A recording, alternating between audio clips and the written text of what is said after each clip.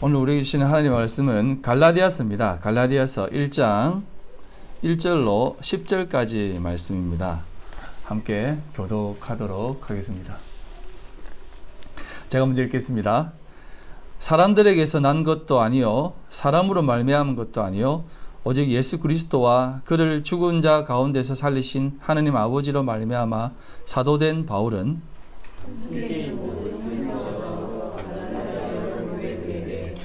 우리 하나님 아버지와 주 예수 그리스도로부터 은혜와 평강이 있기를 원하노라. 그리스도께서 하나님과 우리 아버지의 뜻을 따라 이 악한 세대에서 우리를 건지시고 우리 죄를 대속하기 위하여 자기 몸을 주셨으니 영광이 그에게 세세토록 있을지어다. 아멘. 그리스도의 은혜로 우리를 부르신 줄 같이 지키거나 다른 복음을 따르는 것을 내가 이상하게 여기고 다른 복음은 없나니 다만 어떤 사람들이 너희를 교란하여 그리스도의 복음을 변하게 하려 함이라. 그러나 우리가 복음 하나로부터 온전하고 우리가 너희에게 전한 복음 외에 다른 복음을 전하면 저주를 받을지어다. 우리가 전에 말하였거니와 내가 지금 다시 말하노니 만일 누구든지 너희가 받은 것 외에 다른 복음을 전하면 저주를 받을지어다. 이제 내가 사람들에게 배하여 하나님께 드리하여 사람들에게 기쁨을 구하여 내가 지금까지 사람들에게 기쁨을 구하였다면 그리스도의 기쁨이 아니라. 아멘. 설교자에게 고충이 하나 있습니다. 그 고충은 뭐냐면 설교를 쉽게 하는 거예요. 그래서 여러분들이 설교를 듣고 말씀을 듣고 받는 그 귀한 그릇들이 잘 준비되지 않으면 아무리 좋은 것을 전해도 잘 담겨지지 않아요. 그래서 여러분들이 그 그릇을 맞추어서 이렇게 준비한다는 것이 참 쉽지가 않습니다. 그래서 이번 주는 특히 좀 설교 준비하는 데 있어서 조금 어려움이 있었던 것 같아요. 잘 풀리지가 않아가지고 하다 보니까 이제 기도에 대해서 마무리를 좀 짓고 그 기도의 본질에 대해서 또 우리 신앙의 가장 귀한 모습인 그 기도에 대한 부분들을 정리하려고 하다 보니까 좀 많이 이렇게 들어가게 되더라고요. 그래서 다시 나왔다가 또 다시 들어갔다가 하다가 어떻게든 마무리를 지었는데 우리의 삶에 있어서 하나님께서 역사하시는 모든 삶의 방향이라든지 부분들은 사실 우리가 생각하는 수준보다는 훨씬 더 깊고 훨씬 더 복잡해요.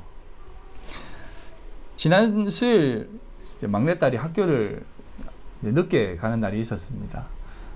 세기공원 걷기 대회를 한다고 하더라고요. 그래서 아침부터 조금 게으름을 피웠습니다. TV를 켰는데 저는 요즘 TV를 잘 안 보거든요. 그런데 이제 켜보니까 무슨 재밌는 프로가 하나 하더라고요. 그게 뭐냐면 차이나는 클래스라고 해서 중국에 대한 그 기행문을 적은 교수님이 나와서 그 돈황 막굴에 대한 얘기를 하더라고요. 그것을 보면서 이제 중국이니까 재밌겠다 해서 좀 보았는데 돈황 막굴에 이제 막 1000개 정도의 이렇게 굴이 있다고 합니다. 이 굴이 왜 생겼냐면 그 실크로드에 있는 길이거든요. 실크로드에 있는 굴인데 많은 사람들이 상인들이 지나다니면서 돈 있는 상인들이 이제 스님들한테 나를 위해 굴 하나 팔아, 사원 하나 만들어라. 그러면 이제 돈 주면 그 이제 굴 하나 파가지고 그 사람의 안녕을 위해서 이제 기원하고 또 돈 있는 상인들이 또 지나가면서 야 나도 하나 만들어라. 그럼 만들어서 나를 위해서 좀 안녕을 좀 빌어달라. 그래서 만들다 보니까 몇 세기 동안 판 굴이 1000개가 넘는다고 합니다. 여기에 있는 그 굴은 그 사암이래 가지고 이렇게 바위를 똑똑똑 치면 다 이렇게 금방 파진대요. 그래서 하여튼 그래서 생긴 굴이 돈황 막굴인데요. 거기에서 이제 한 내용을 보았는데 참 재미난 내용이었습니다. 그 막굴에 이 돈황 문서라고 하는 게 있습니다.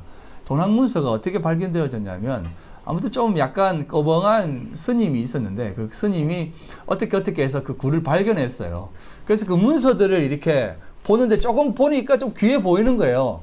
그래서 잘 보관하고 있다가 정부한테 말을 했습니다. 그때 이제 청나라 말기니까 정부가 거의 무정부 상태 아닙니까?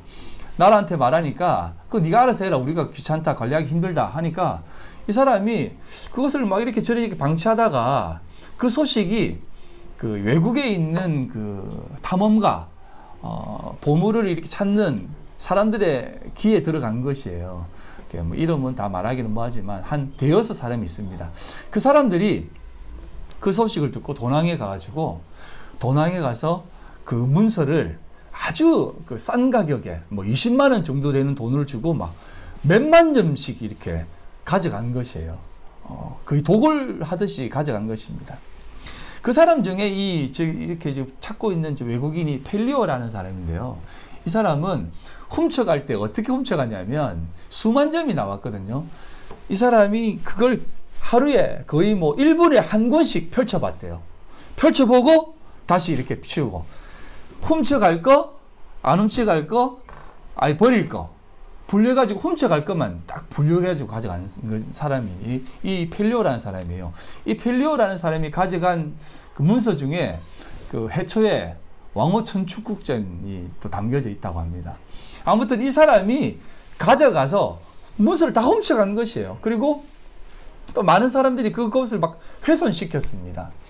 훼손시켰는데 그것에 그 훼손시키는 것을 보면서 이건 아니다 싶어가지고 그것을 지켜야 되겠다 하는 사람들이 두 사람이 있는데 장대천이라는 사람하고 또 한 사람이 누구냐면 안상홍이라는 사람입니다.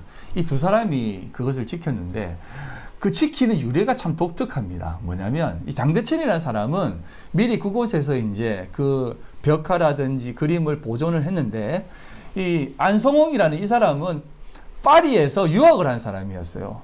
파리에서 유학을 하면서 미술 공부를 하는 사람이었는데 왜 우리 중국에는 이런 훌륭한 그림이라든지 작품이 없을까라고 하면서 외국에서 공부를 하는 중에 이 펠리오라는 사람이 도낭막굴에서 훔쳐온 그 문서, 그 내용, 그 그림을 기행문을 만들어 가지고 사람들에게 이렇게 팔았어요.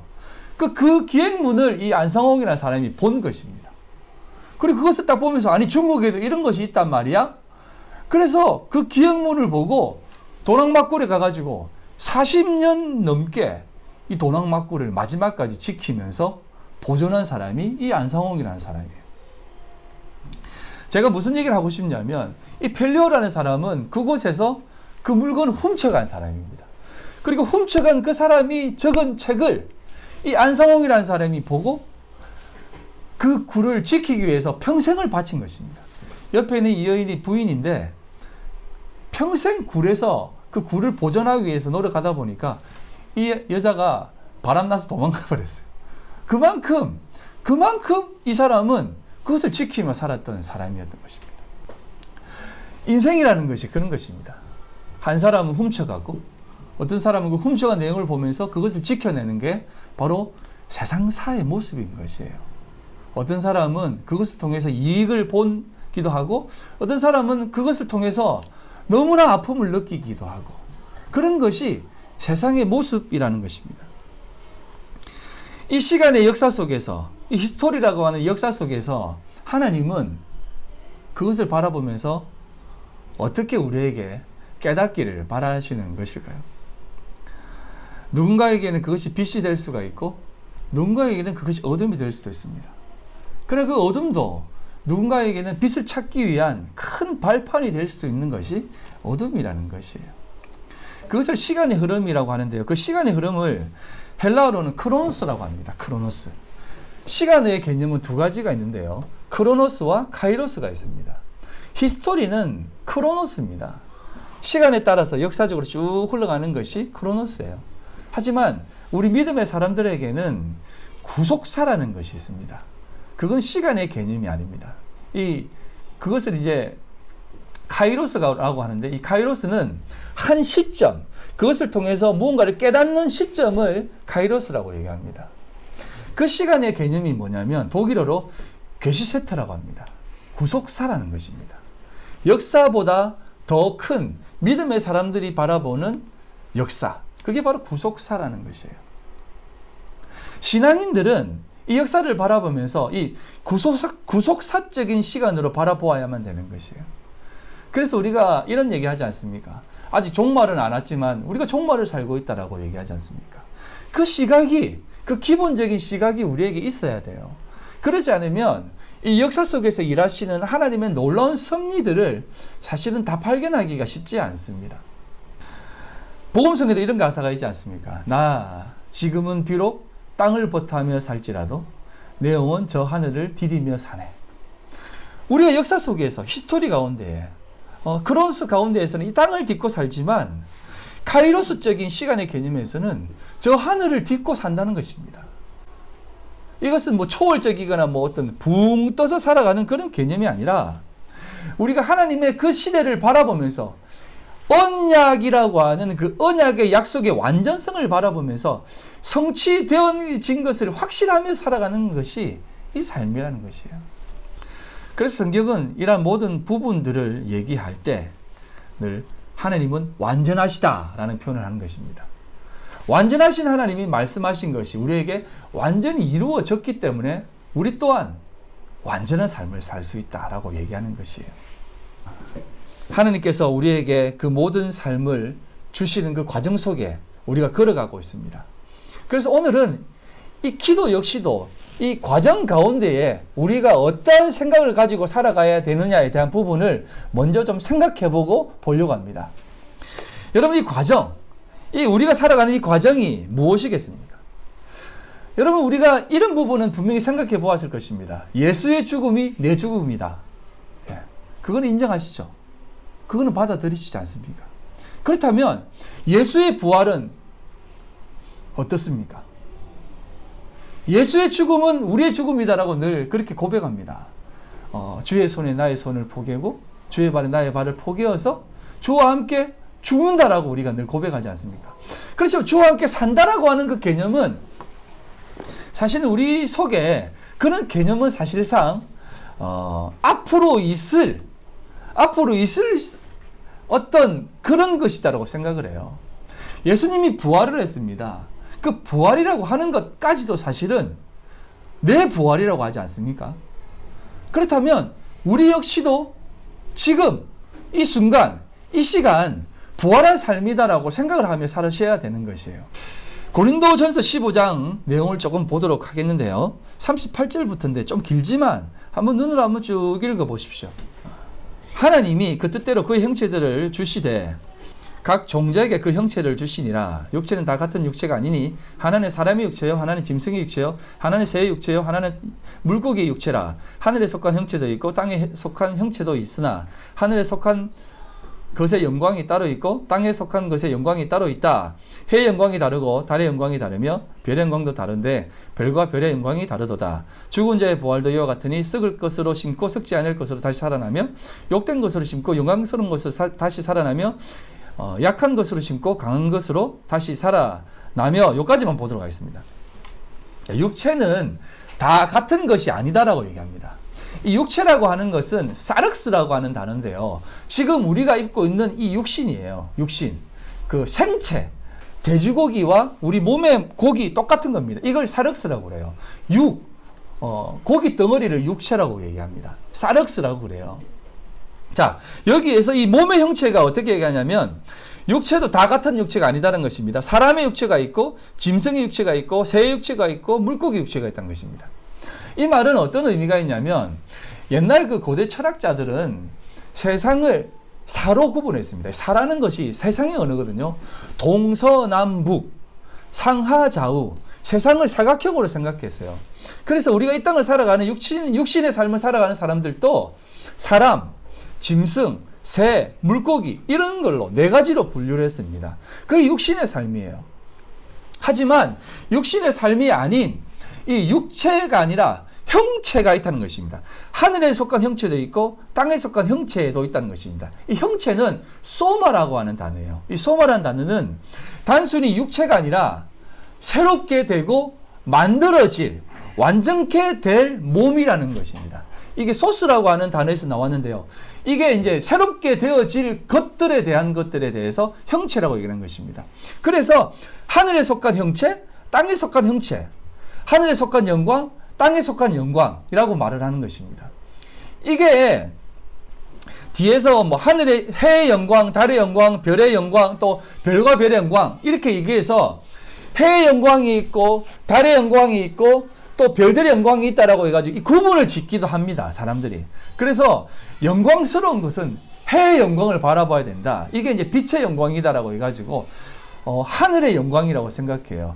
땅의 영광을 또 구분 짓는 것입니다. 하늘의 영광이 뭐라고 생각합니까? 여러분들 한번 기본적으로 생각해 보세요. 하늘의 영광이 뭐라고 생각합니까? 하나님이 기뻐하는 영광이 있지 않습니까? 그게 이제 우리가 얘기하는 뭐 기도도 될 수가 있고 전도도 될 수 있고 또 이제 좀 약간 수준 낮은 사람들은 하늘에 보화를 쌓아두어라 라고 하면서 하늘에 돈을 바쳐라 이렇게 얘기하면서 하늘의 영광을 돌리는 게 진짜 영광이다라고 얘기하지 않습니까? 그리고 땅의 영광은 뭡니까? 우리가 이 땅에서 잘 먹고 건강하고 또 잘 되고 돈도 많이 버는 것이 땅의 영광이라는 것입니다. 그 땅의 것으로 잘 되어 하나님 앞에 영광을 돌리는 것이 땅의 영광이라고 생각하는 것이에요. 그 해의 영광은 그렇게 좀 더 고급한 거고 달의 영광은 조금 덜 고급한 거고 별들의 영광은 또 그보다 조금 더 덜 영광스러운 고급한 것이다라고 생각을 했습니다. 그런데 그런 게 아니에요. 여러분 옛날 사람들은 해나 달이나 별, 동이라는 개념으로 생각했어요. 지금 우리가 이제 과학으로 막 발달해가지고 해는 훨씬 더 우리보다 크지만 그 당시 해나 달은요, 해, 달, 지구 똑같은 생각으로 했습니다. 그게 어떤 개념이냐면 여러분 월식 알죠? 일식 알죠? 해와 달이 정확하게 만납니다. 그래서 모든 게 다 깜깜해져요. 그걸 보면서 사람들은 어떻게 생각하냐면 해나 달이나 지구나 똑같이 생각하고 똑같이 크기가 똑같구나라고 생각을 했어요. 그래서 그 모든 영광은 각자의 자리에서 영광스러운 것은 동일한 것이다라는 것입니다. 논리적인 구분만 있지, 논리적인 차등만 있지, 본질적으로는 똑같다라는 개념이에요. 이게 이제 예를 들어서 제가 이제 송강균인데요. 송강균을 가르쳐서 뭐 가정에서는 아빠가 될 수도 있고, 그 다음에 교회에서는 목사가 될 수도 있고, 또 배드민턴장에서는 감독님이 될 수가 있고, 그러면 목사가 더 낫고 또 감독이 덜 합니까? 그런 개념이 아니라는 것이요. 똑같은 사람에게 있어서 똑같은 영광 가운데 구분해 놓은 논리적인 구분이에요. 성부, 성자, 성령 누가 더 높습니까? 누가 더 높아요? 없거든요. 높은 게 없거든요. 그냥 삼위일체라는 것입니다. 그렇다고 제가 이제 한 분 하나님이 뭐 여러 가지 형태를 가진 양태론을 얘기하는 것이 아닙니다. 하나님도 동일하시고 성부 하나님도 성자 예수님도 성령 하나님도 다 동일한 개념의 위치 가운데 있지만 구분지어 놓은 것이에요. 그런 개념으로 영광이 있다는 것입니다. 그래서 여러분 하늘의 영광도 하나님 앞에 영광이고 땅의 영광도 또 하나님 앞에 놀라운 영광인 것이에요. 제가 이 얘기를 왜 하냐면 우리가 살아가면서 빛이라든지 어둠이라든지 그런 것을 바라볼 때 빛만 하나님 앞에 영광이고 우리가 생각하는 선한 것만 하나님 앞에 영광이라고 생각할 때가 많지 않습니까? 세상이 악하게 돌아가는 것들, 그것은 하나님의 영광을 가린다라고 생각하잖아요. 누가? 교회 다니는 사람이 또 어떤 목사님들이 잘못을 하면 그것이 하나님의 영광을 가린다라고 생각하잖아요. 참 조심스러운 말이지만 그렇게 생각하지 말라는 것입니다. 그렇게 단순하게 생각하지 말라는 것이에요.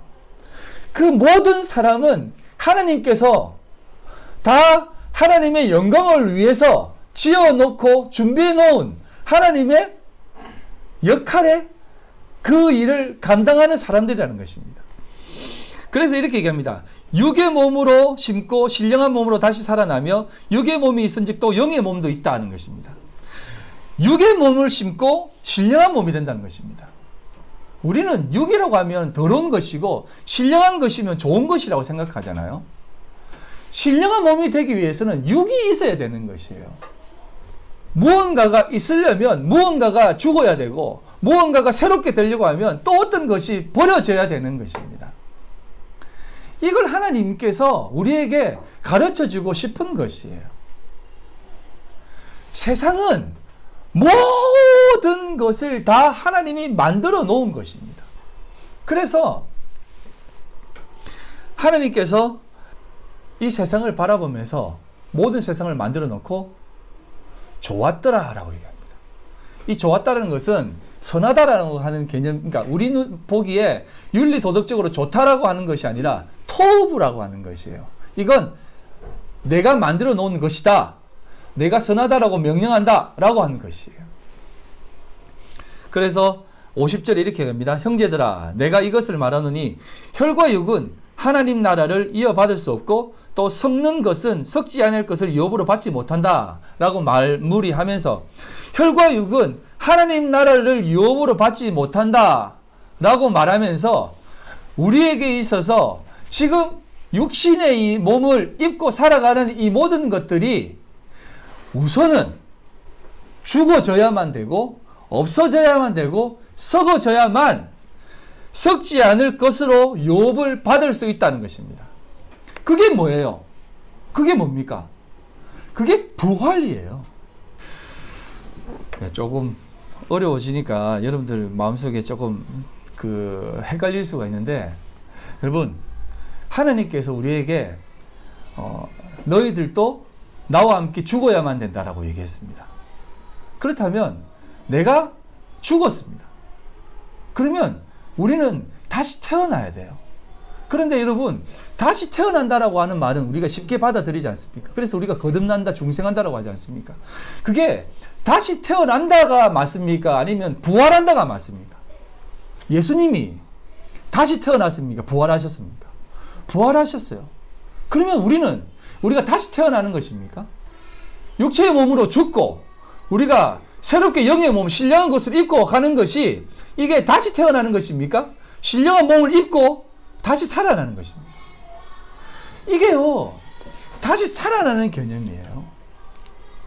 그렇기 때문에 지금 우리가 살아가는 이 모습, 지금 현재의 모습이 여러분 부활한 모습이에요.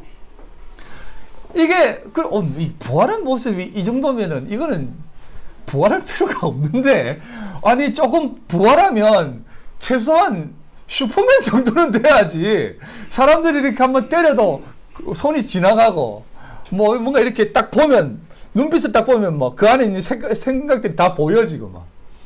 그 다음에 누군가가 막 나를 공격해도 아무리 때려도 난 아프지 않습니다. 뭐 이 정도는 돼야 되는데, 아니 예수님이 부활의 첫 열매가 되셨다고 말씀하셨지 않습니까? 우리가 둘째 열매가 되고 셋째 열매가 되고 우리가 모두가 다 부활의 둘째 열매가 되어서 부활을 했습니다. 그런데 부활한 모양새가 사실은 신령한 몸이 아닌 것 같아요.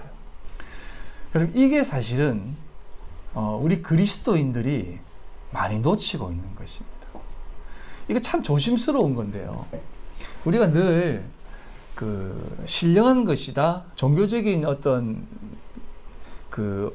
극락에 간다, 천국에 간다라고 하는 개념으로 생각을 하다 보니까 우리가 나중에 죽고 나서 나중에 우리가 어떤 신령한 몸을 입고 부활해서 어느 곳으로 간다라고 이렇게 생각하는데, 한번 여러분 조금 고급하게 생각해 보세요. 여러분 질문을 좀 던지겠습니다.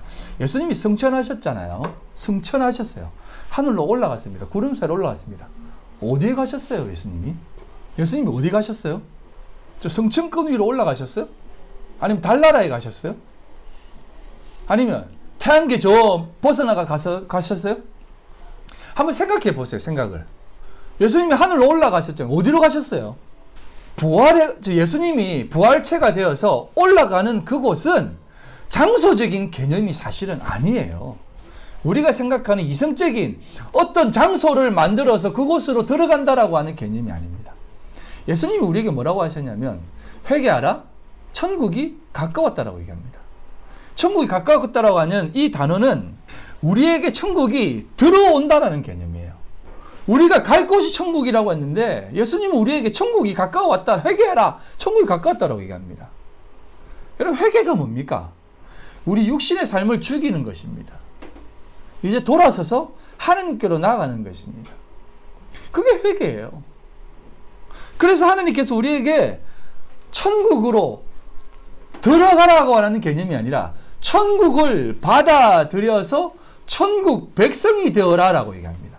예수님이 부활해가 어떤 장소로 갔다면 아마요, 인간들은 어떤 것을 만들어내서라도 그 장소 찾아낼 거예요.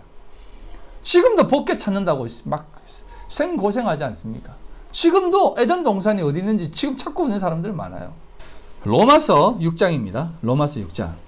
무릇 그리스도 예수와 함께 합하여 세례를 받은 우리는 그의 죽으심과 합하여 세례를 받은 줄을 알지 못하느냐. 그러므로 우리가 그의 죽으심과 합하여 세례를 받음으로 세례를 받는다는 것은 그리스도와 연합했다라고 하는 의미입니다. 그리스도와의 연합입니다. 그와 함께 장사되었다라고 합니다. 이 장사되었다는 것은 완전한 죽음이에요. 완전한 죽음. 이는 아버지의 영광으로 말미암아 그리스도를 죽은 자 가운데서 살리심과 같이 우리로 또한 새 생명 가운데 행하게 하려 함이라. 만일 우리가 그의 죽으심과 같은 모양으로 연합한 자가 되었으면 또한 그의 부활과 같은 모양으로 연합한 자가 되리라 라고 얘기합니다. 부활과 같은 모양으로 연합한 자가 되리라 라고 얘기합니다. 우리가 쉽게 no cross, no crown이라고 하지 않습니까? 십자가 없이는 영광이 없다라고 얘기하잖아요. 근데 여러분 보세요. 여기서 말하는 크로스라고 하는 것이 죽을 만큼 고생하고 이 정도 고생을 해야만 하나님의 영광이 드러난다. 이 정도 고생을 해야지. 이 정도 힘들면 해야지. 라고 하지 않습니까? 근데 이게 그런 뜻이 아니에요. 크로스라고 하는 단어는 뭐 고난, 고생 정도가 아니라 힘듦이 아니라 완전히 장사되는 것입니다. 장사되는 거요. 장사되어서 죽는다는 것입니다. 장사되어서 죽어서 완전히 우리가 그리스도와 함께 죽는다라고 하는 개념이에요. 그래서 우리가 새 생명 가운데에 행하게 하려 한다는 것입니다. 새 생명 가운데 행하게 한다라고 하는 이 새 생명 가운데 행한다라고 하는 것은 뭐냐면 걸어간다라는 뜻이에요. 세상 가운데 걸어간다라고 하는 말이 이 헬라어로는 무슨 뜻이냐면 페리파테오라고 한대요. 페리가 무슨 뜻이냐면 건너간다라는 뜻입니다. 페리오 아시죠? 어떤 목적지로 건너간다는 것. 그리고 파테오가 그곳을 목적지로 간다라고 하는 개념이에요. 그래서 새 생명 가운데로 우리가 걸어가서 건너간다라고 하는 뜻이 담겨져 있습니다.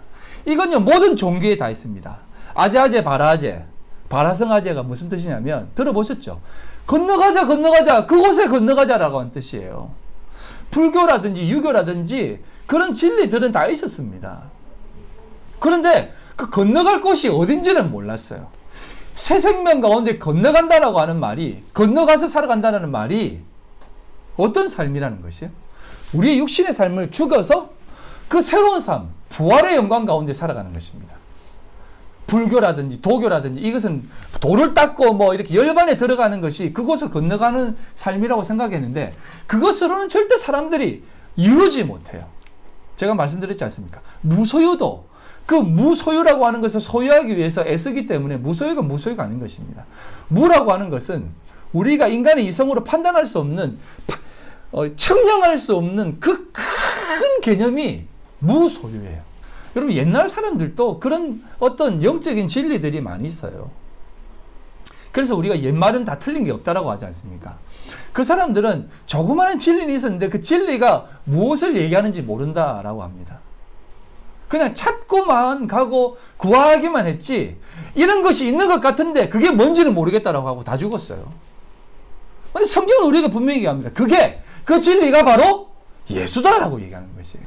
그래서 우리에게 새 생명 가운데 새 생명이 뭐예요? 예수와 함께 우리 조경주 집사님이 기도하실 때 잠깐 얘기했지만 그 예수의 삶이 내 안에 들어와서 내 모든 DNA가 예수로 변하는 것입니다. 그러면 우리가 예수와 합해 살아가고 있지 않습니까? 그러면 우리가 어떤 모습이에요? 지금? 죽어서 십자가에 못 박혀가지고 막 이렇게 피 철철 흘리면서 지금도 고생하는 모습이에요? 아니면 부활의 모습이에요. 물론 그 모든 모습을 다 담고 있습니다. 하지만 진짜 우리 자신이 다 죽었다면 부활의 모습이 우리 속에 드러나게 된다는 것이에요. 부활의 모양까지 다 연합해서 일어난다는 것입니다. 그런 의미에서 우리가 이 고린도전서 15장을 다시 보셔야 돼요.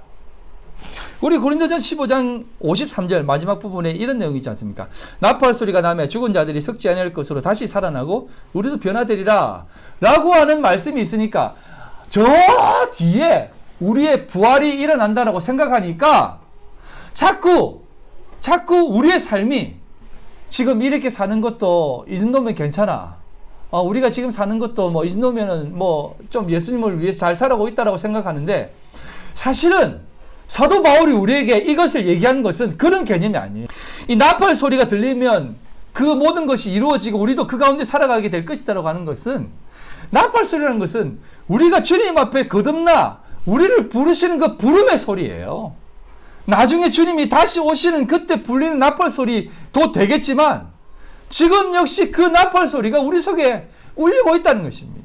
문 밖에서 두드리노니 내 음성을 듣고 문을 열면 내가 그에게도 들어가 그와 더불어 먹고 마시겠다라고 하는 그 음성이 바로 나팔 소리예요.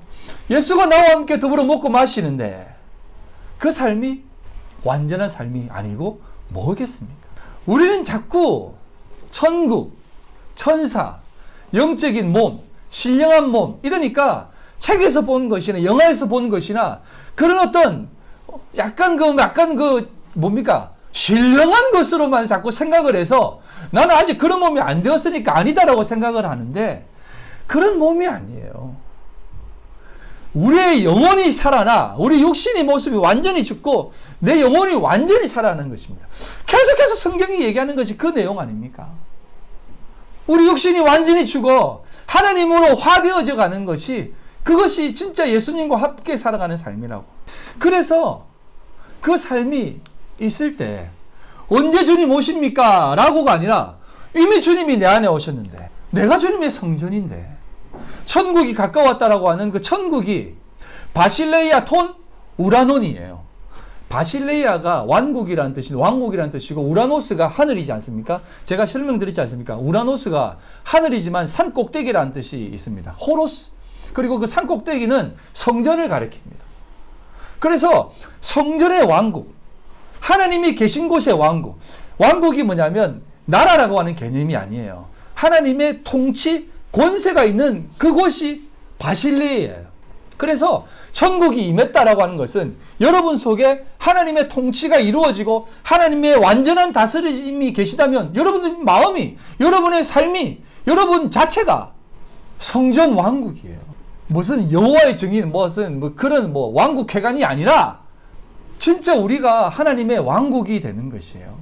하나님의 성전이 되고 하나님의 사람이 되는 것이고 하나님의 나라가 되는 것이고 그것이 천국이에요. 세상이 감당치 못한다고 하는 말이 무슨 말이겠습니까? 왜 성경은 우리에게 믿는 사람은 세상이 감당치 못한다고 합니까? 세상이 감당치 못하면은 진짜 내가 극강의 파워를 얻어가지고 내가 살아가는 겁니까? 그런 모든 모습들 우리가 주님 앞에 천국이라고 하는 그 개념, 세상이 감당지 못하는 그 몸을 지금 우리가 입고 있음에도 불구하고 자꾸 우리는 아직 멀어서라고 생각하는 것이. 여러분, 세상이 여러분들을 감당치 못합니다. 아멘? 그게 여러분 부활체예요. 지금 우리가 이 땅을 살아가는 데 있어서 천국을 맛보지 못하면 여러분 우리가 갈 그곳은 천국인 것 같아요? 여러분 우리가 그곳에 가서 한번 이미지화 시킨 그 천국을 한번 생각해 보십시오. 황금길, 비단길, 모든 나무에 오만 것이 다 열리고 천사들이 수종 들고 우리는 막 진짜 왕 노릇하고 지금 만수르가 하고 있는 삶이에요. 만수르가 사는 삶. 인간들은요 천국에 있는 그 나무에 5만 개 다 열리는 그런 나무도 지금만 만들어내려고 그래요. 영원히 사는 삶도 만들어내려고 그래요. 영화에 막 나오지 않습니까? 영원히 사는 삶에 대해서. 여러분, 이건 우리 인간이 만들어낸 이미지화 시킨 천국이지 그런 것이 천국이 아닙니다. 천국은 하나님이 다스리는 하나님께서 우리에게 약속하신 그것이에요. 여러분 약속의 땅으로 가나안에 집어넣지 않습니까? 약속의 땅이라고 그래요. 그래서 지금도 약속의 땅을 탈환해야 된다고 말하지만 그게 무슨 약속의 땅이에요. 하나님이 우리에게 보여준 약속의 개념에 대한 것을 보여준 하나님의 가르침의 땅이죠. 가르침이 끝나면 그 땅은 끝난 거예요. 그것으로 끝이에요. 그 역할로 끝. 유대인도 그렇게 가르침을 해서 끝난 것입니다. 우리의 영적인 유대인으로 이스라엘 백성으로 살아가지 않습니까? 그런 것들은 다 받아들이는데 우리가 못 받아들이는 게 있어요. 그게 뭐냐? 부활이에요, 부활. 하나님이 이 땅에 임했던 천국의 삶을 살아가는 것. 이걸 아직도 우리 성도들은 그걸 우리 삶에 적용을 못 시켜요. 그래서 제가 오늘 여러분들에게 해주고 싶은 말이 이것입니다. 정말 하나님의 나라, 천국이 우리에게 가까이 와서 들어오고 그것이 천국이 우리와 들어와 살아가는 천국 백성의 삶이 무엇이냐? 그게 오늘날 우리에게 요구하는 삶이고 그것이 천국인데 그것을 살지 못하는 우리 그리스도인을 향해서 제가 해주고 싶은 말이 이 말인 것이에요. 왜 지금도 하나님 이 땅을, 물론 이제 여러분 잘 들어주시길 바랍니다. 물론 그렇게 기도해야 됩니다. 기도해야 되는데 이 땅을 회복시켜 주십시오. 이 땅 하나님의 나라로 하나님의 통치가 이루어지는 곳이 되게 해주십시오. 그렇게 기도하는 이유 중에 가장 큰 이유는 이 개념을 알고 기도하는 것이 아니라 하나님의 다스리심으로 악한 것들이 다 물러가게 해달라고 기도하는 것이에요. 악한 것들이 지금 대장질하고 있는데 하나님이 악한 것들 떠나가게 해주십시오라고 하는 것이에요. 그게 아니라는 것입니다. 악도 하나님이 다 허락해서 우리에게 그 악을 바라보면서 하나님의 백성으로 사는 것이 얼마나 기쁜 것인가를, 얼마나 대단한 것인가를 깨닫게 하기 위해서 그 어둠도 내버려 둔 것이에요. 그걸 아셔야 되는데 자꾸 악한 것을 보면서 괴로워하고 좋은 것을 바라보면서 안타까워하고 그렇게 생각하는 것입니다. 하박국서에 이렇게 얘기합니다. 비록 무화과 나무가 무성하지 못하며 포도나무에 열매가 없으며 감람나무에 소출이 없으며 밭에 먹을 것이 없으며 우리의 양이 없으며 외양간에 소가 없을지라도 아무것도 없다는 것입니다. 아무것도 없다는 것이에요. 나는 여호와로 말미암아 즐거워하며 나의 구원의 하나님으로 말미암아 기뻐하리로다. 주 여호와는 나의 힘이시라. 나의 발을 사슴과 같게 하사 나를 나의 높은 곳으로 다니게 하시리로다. 이 노래는 시위하는 사람을 위하여 내 수금에 맞춘 것이다. 하박국 3장은 하박국의 기도입니다. 나에게 아무것도 없어도 하나님이 나와 함께하면 나는 그곳에서 기뻐 뛰겠습니다 라는 것입니다. 이게 뭐냐면 하나님이 나와 함께 하시면 그것이 가장 기쁜 것이고 천국이니까 내 지금 아무것도 없더라도 천국이에요 라는 것이에요. 사슴과 같이 막 뛰면서 즐거워하는 것입니다. 높은 곳을 향해 하나님 앞에 나아가는 것입니다. 그 고급한 삶을 살아가는 것이에요. 이 삶이 고백되어져야 되지 않겠습니까? 오늘 이렇게 서론을 좀 길게 했는데요. 우리가 하나님께 좋게 하랴, 사람에게 좋게 하랴. 하나님께서 우리의 삶을 이렇게 살게 하셨습니다. 우리에게 그 새 생명의 삶, 부활의 삶, 하나님이 통치하는 그곳, 그 천국의 삶, 그 하나님 나라의 삶을 살게 하셨고 약속하셨습니다.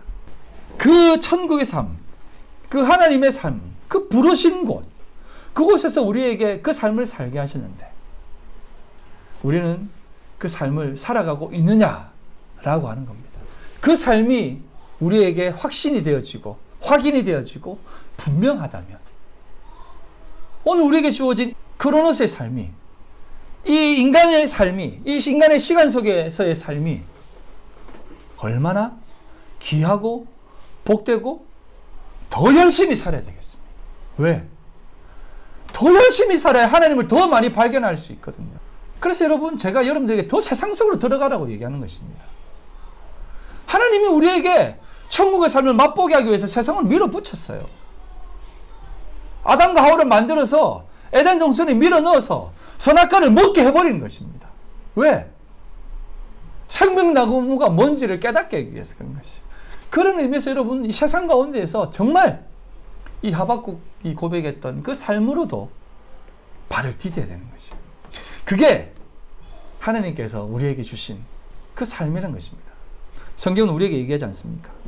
홍해를 건너게 하시고 요단강 앞에 있어서 발을 담그게 하시고 여리고성 앞에, 그 웅장한 여리고성 앞에 하나님의 권능을 바라보게 하시고 가나안 땅을 바라보며 그 강한 민족들을 바라보며 그 앞에 서게 하시는 것입니다.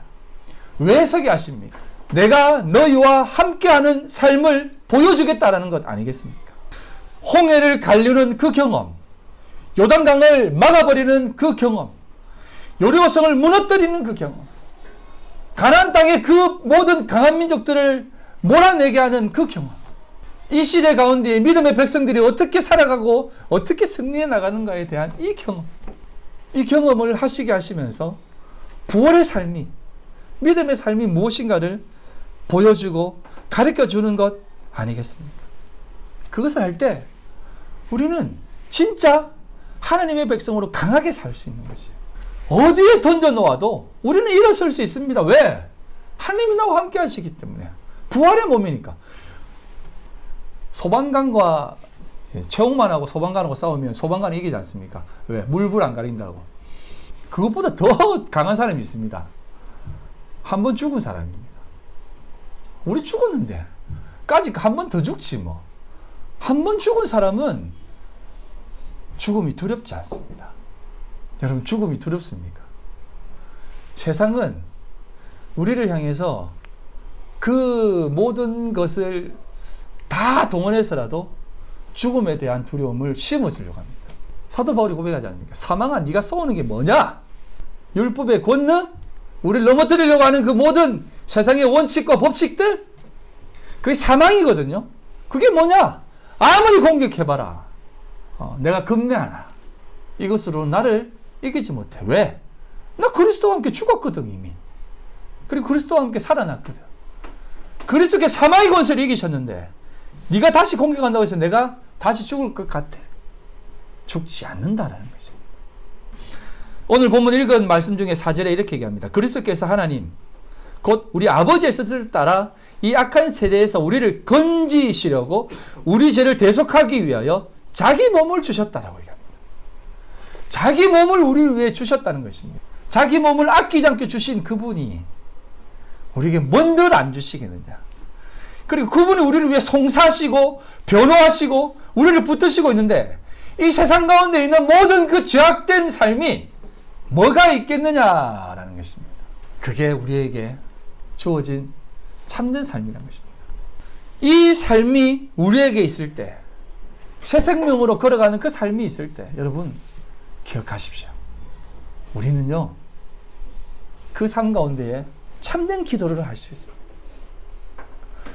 오늘 많은 교회와 또 많은 기독교인들이 기도를 하는데 어떤 기도를 하냐면, 죄송하지만 다 유익을 위해서 기도합니다. 넓게는 기독교의 유익, 좁게는 교회와 자신의 유익을 위해서 기도합니다. 여러분, 코로나가 벗어난다고 뭐가 좋습니까? 오늘 요것에서 찬양 좀 더 크게 하는 거, 통성으로 기도하는 거, 이거 하고 싶어서 그게 물러나기를 바랍니까? 더 많은 사람들이 모여서 예배 드리는 것을 위해서 그것이 떠나기를 바랍니까? 그게 하나님과 우리 관계 속에서 어떤 중요한 게 뭐가 있습니까? 하나도 중요한 것이 아니에요. 한번 생각해 보세요. 하나님이 무엇을 기뻐하는지. 기독교가 이 땅에서 잘 되는 것, 번성되는 것을 원하겠습니까? 아니면 교회가 예수 믿는 사람들이 더 많아지는 것을 원하겠습니까? 여러분, 늘 입버릇처럼 얘기하는 게 있지 않습니까? 99%의 100명보다 100%의 한 사람을 하나님이 원하신다라고 얘기하지 않습니까? 예? 그러면 99%, 98%, 70% 되는 사람 수십만 명 있는 것보다 100%인 사람 100명 있는 게 안 낫습니까? 그렇지 않습니까? 우리 믿는 사람들이 무엇을 두고 기도해? 단 하나입니다. 단 하나예요. 내가 주와 함께 죽고 주와 함께 살아났습니다. 주님과 함께 이 땅 가운데에 하나님의 백성으로서, 하나님의 나라의 선민으로서, 하나님의 통치 아래서 훌륭하게 살게 해주십시오. 환경이 어떠하든 상황이 어떠하든 내가 이 땅의 통치 가운데 있는 것이 아니라 하늘의 통치를 받고 살아가는 천국의 삶을, 부활의 삶을 이 땅에서 살게 해주십시오 라고 하며 살아가는 것입니다. 그게 죽음 앞에 선 사람들이에요. 왜 지금도 크리스찬들이 죽음 앞에 그렇게 두렵게 떨립니까? 왜 그렇게 살려달라고 애원합니까? 완전히 안 죽었기 때문에 그렇습니다. 우리 육신의 삶을 완전히 죽었을 때 왜 죽음 앞에 두려워하는 삶이 아니라는 것입니다. 우리는 부활했지 않습니까? 부활한 삶을 사는데 뭐 또 죽는 게 어디 있습니까? 성도들이 죽는 게 어디 있습니까? 성도들은 죽음이라고 얘기하지 않습니까? 잠잔다고 얘기합니다. 그래서 성경은 뭐랍니까? 성도들의 죽음을 귀하게 보신다고 합니다.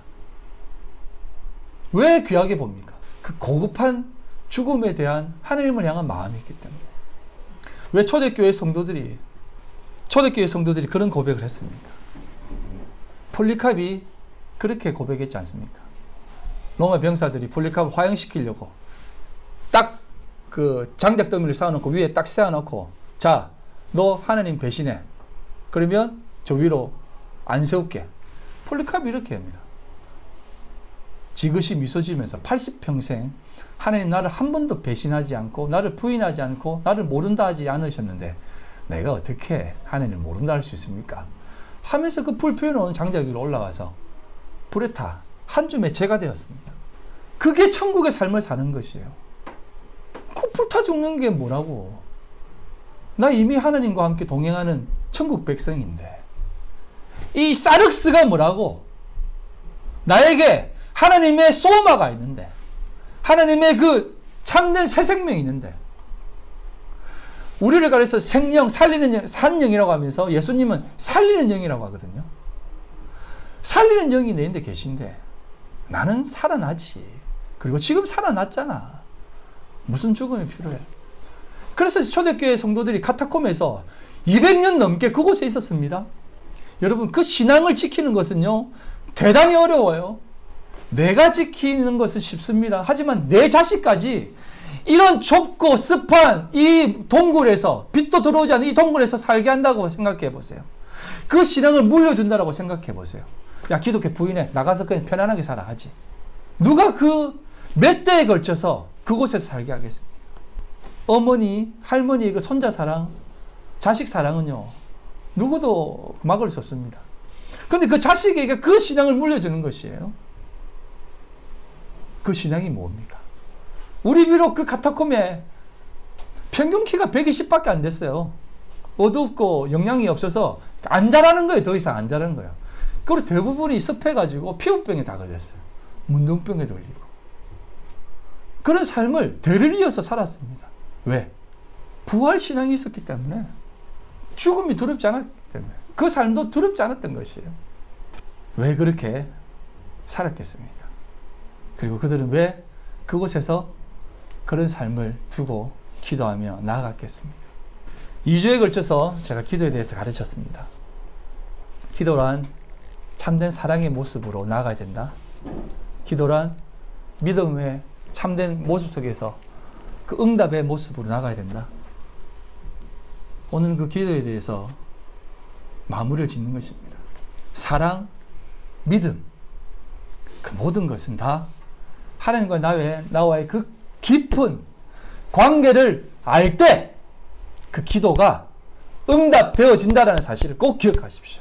예수님이 뭐라고 하셨냐면 주여 주여 하는 자마다 다 천국에 갈 수 없다라고 합니다. 그 주여 주여 하는 사람들이 뭐라고 얘기하는지 아십니까? 아니 주님, 내가 주님의 이름으로 귀신도 쫓아내고 많은 일을 했는데 왜 나를 모른다고 하십니까? 그래서 뭐? 그게 뭐? 귀신들도 예수님 압니다. 근데 뭐라고 하냐면 주님 왜 우리를 구원해 주셨습니까? 우리는 아무것도 한 것 같지 않은데요. 아니다. 네가 정말 나를 생각하고 나와 함께 살아간 모습이다 라고 얘기하는 것입니다. 사랑하는 성도 여러분, 기도란 무엇이겠습니까? 그 하나님과의 완전한 관계 속에서 하나님 앞에 나아가는 것입니다. 그럴 때 기도 응답이 있는 거지. 40일 금식하고 5만 철원하고 5만 그래도 그 관계가 끊어지면 그건 헛것입니다. 헛것이에요. 헛것 아시죠? 기도도 역시 예수입니다. 내 안에 예수가 살아계셔서 그 예수와 함께 이 땅을 살아가는 것, 그게 바로 기도라는 것이에요. 로마서 8장 35절에서 39절입니다. 누가 우리를 그리스도의 사랑에서 끊으리요? 환난이나 곤고나 박해나 기근이나 적신이나 위험이나 칼이라 기록된 바 우리가 종일 주를 위하여 죽임을 당하게 되며 도살 당할 양같이 여김을 받았나이다 함과 같으니라. 그러나 이 모든 일에 우리를 사랑하시는 이로 말미암아 우리가 넉넉히 이기느니라.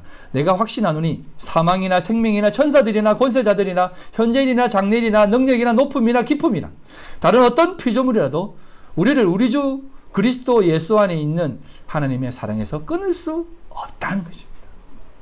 그 어떤 것도 우리를 끊을 수 없는 것입니다. 이 관계 속에서 기도를 할 때 여러분 기도는 다 응답됩니다. 하나님이신데, 내 아버지신데, 진짜 나를 살리시는 분이신데.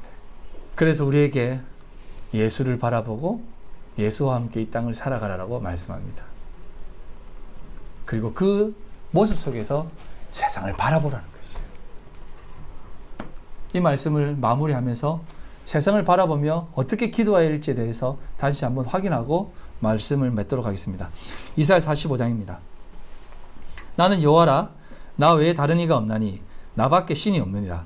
너는 나를 알지 못하였을지라도 나는 내 띠를 동일 것이요 해 뜨는 곳에서든지 지는 곳에서든지 나 밖에 다른 이가 없는 줄을 알게 하리라. 나는 여호와라, 다른 이가 없느니라.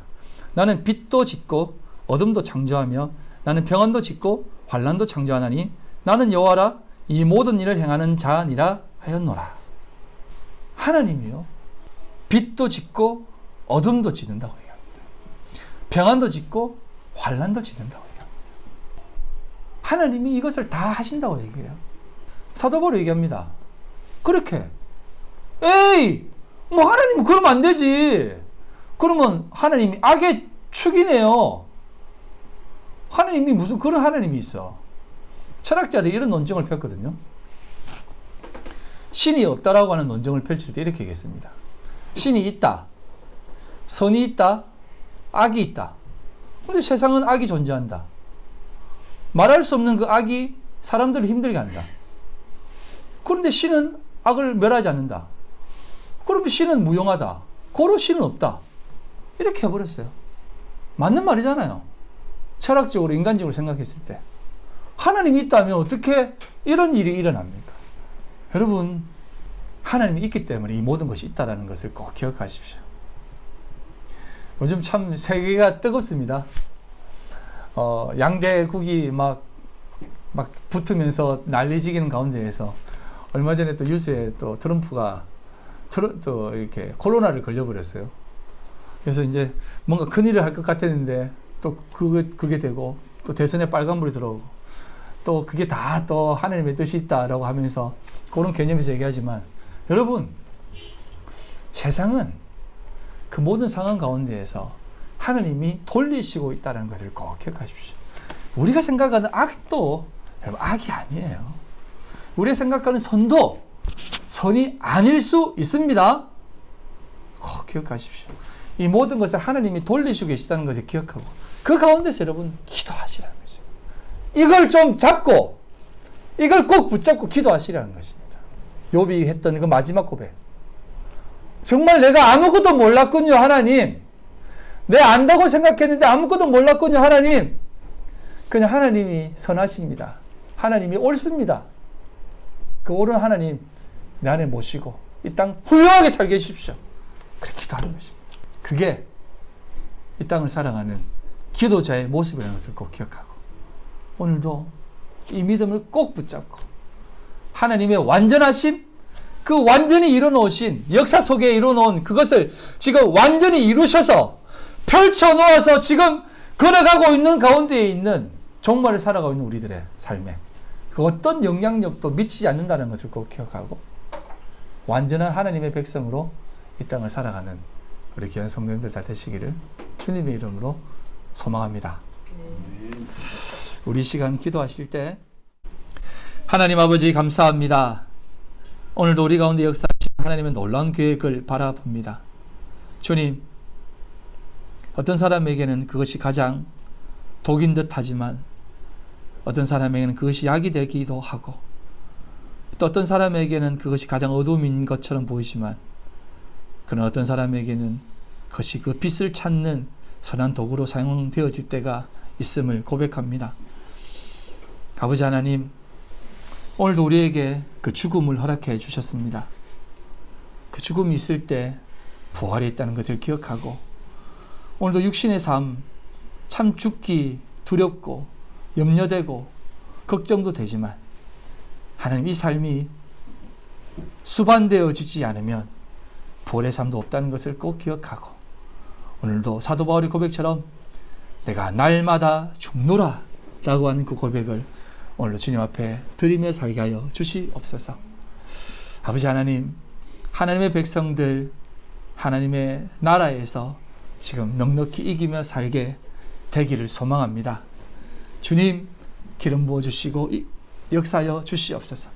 세상이 감당치 못할 믿음 우리에게 있사오니 오늘도 주님과 함께 그 골리앗과 같은 여리고성과 같은 그 세상의 벽 앞에 당당히 서 아버지의 뜻을 이루며 하나님만이 하신다라는 것을 이 땅 가운데 드러내는 참된 영광의 삶이 되게 하여 주시옵소서. 그 영광의 삶 오늘도 우리에게 허락하여 주실 줄 믿사오니 하나님 우리의 삶이 되게 하여 주시옵소서. 그 참된 기도자의 삶, 예배자의 삶이 되게 하여 주시옵소서. 지금은 우리 주 예수 그리스도의 그 거친 은혜와 아버지 하나님의 극진하신 사랑하심과 성령님의 교통인도 역사 충만하심이 오늘 주님 앞에 참된 부활의 삶으로 살아가기로 결심한 우리 모든 성도들 모리와 그들의 가정과 직장과 사업과 삶의 터전 위에 지금으로부터 영원토록 함께 있을지어다. 아멘.